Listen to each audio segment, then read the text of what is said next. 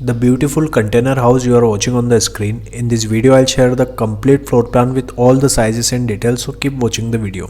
So this is the floor plan of the house. There is a 40 feet 2 shipping containers. The total area I have taken is the length is 40 feet in meter 12.19 meter and the width is 16 feet in meter 4.87 meter. In the front we have sliding door here. After that we'll go inside. So we have living plus kitchen cum dining area. You can see here the sofa arrangement, tea table arrangement, TV unit on the front wall, kitchen cabinet with burner, sink and refrigerator arrangement. Also we have a dining counter with 2 chairs and 2 large size window for ventilation and light purpose. On the right side we have bedroom number 1 here. You can see here the bed arrangement and also a large size window for ventilation and light purpose. And we have attached washroom plus water closet with this room. You can see here the wash basin, water closet and the shower area, and we have a ventilator for ventilation of this washroom.